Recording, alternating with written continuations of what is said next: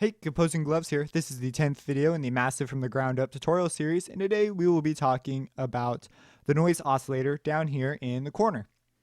And so the way, I guess first I'll describe to you why you'd want noise in your sound. So noise is just basically a whole bunch of frequencies happening at the same time, to the point where you can't discern a pitch. Like white noise is an equal intensity of all the frequencies. Whoops. Oh yeah, another thing is when you open up your new sound, oscillator 1 is automatically on, so you want to turn that off. And noise is actually already on, but the amp is all the way down. So you turn your amp up, which is just your volume. And there you have it. And it's all the frequencies are equally represented here. And they're kind of just going crazy. And the way they made this was they just took a bunch of samples and put them together. And they're actually called noise tables because they're samples that have been multi-mapped. It's like murmurs, like 5 or 6 samples, whereas white noise is very likely just one. Just a sample of white noise. Sounds like your TV screen, sort of. So the reason you'd want this is, say you have a drop and you really want that percussive, like punchy click sound, like da-da-da-da-da-da-da-da-da, or something, I don't know. And you want that to happen. Well, you'd use the noise oscillator and you'd automate or maybe put an envelope on the amp so that it behaves the way you want, because you can modulate these and sidechain them, all that kind of stuff that we already talked about. And so that's one reason. A lot of pads nowadays, like if you ever listen to any Feed Me, he has some noise in a lot of his sounds, and it adds another dimension sort of to it. And again, for the sweeping effects, if you ever listen to the risers or the falls, that are all the noise impacts. And I mean, you'd automate those to make it sound smoother, but... And it'd be really interesting if you applied pitch changes to this, but in Massive, it's statically mapped, meaning no matter what key you hit, it's like if I turn oscillator 1, it will play the same pitch, because arguably noise doesn't have a pitch. You could pitch it though if you wanted to. It's weird. If you have a DAW, you could pitch it using some tool in your DAW. It's DAW specific, but you have some sort of sample playback engine, and you could do that if you wanted to. I do not know of a way to do this internally yet, so if you discover a way to do this internally, drop it in the comments, because that'd be kind of cool to know. You could include it in one patch. And you might be able to do it if you send it through the filter and do stuff. I don't know. I haven't really experimented too much with it, so I'm just not going to cover that very much. But anyways, that's like what you'd want noise for. And you have a whole bunch of different kinds, as we've already talked about. So white noise, equal intensity. And you have AC power, which would be useful if you're like trying to make a guitar sound or something. It's just a 60 cycle hum. It's around there, around 60 cycles. Just like any electronics circuit generally introduces. Murmur is a whole bunch of sounds, and I'm going to use murmur right now because it demonstrates the principle of the color knob. So the color knob, they don't actually say this, but I'm pretty sure this is what it does.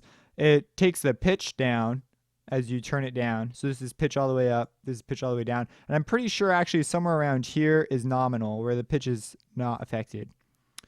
And then it also applies a low pass filter, which you will see all the frequencies will go down as we turn it on. And I'm pretty sure that's what the color knob does. And the reason I want to use murmur is because they have people who have had their voices pitched. So I cannot tell what they're saying for the life of me. But if anyone knows, drop it in the comments. Maybe just drop what you think they're saying. And I'm going to go ahead and play it. This is with the pitch all the way up. And the color all the way up, technically, the pitch and the low pass. You can actually hear the loop, too, that they've decided to use very clearly on the murmur. And as they turn it down to around here-ish, you'll hear the pitch actually come to a regular speed, which makes me think that this is nominal.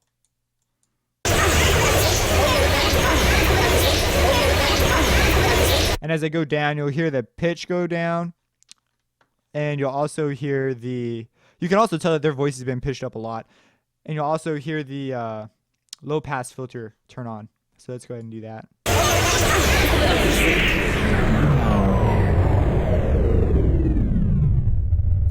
So I personally think this is some sort of street noise, like they went out on a busy street and just recorded some noise.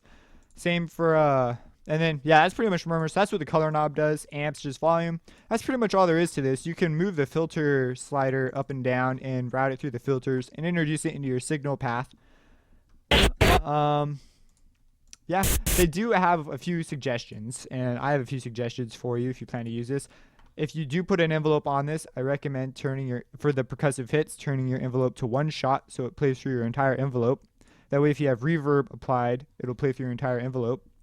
And also, I haven't talked about LFOs or performer tabs yet and stuff like that, but it's coming. And it's kind of cool for rhythmic grooves to put it on the color and to put it on the amp, and you get some cool like rhythmy things, which will be covered in a future tutorial. But and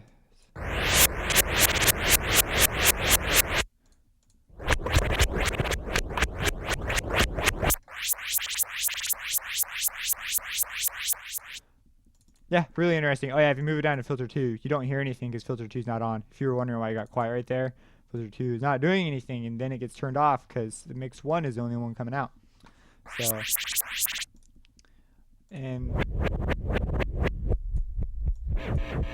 that's what's going on there. I really do enjoy, there's one called Paper. I really like this one. They just crumpled up some paper, and I just really enjoy that sound for some reason. Murmur, you know, it's okay. I've grown less fond of it because I've listened to it a little too much. I want to know what they're saying, you know? So that's the noise oscillator.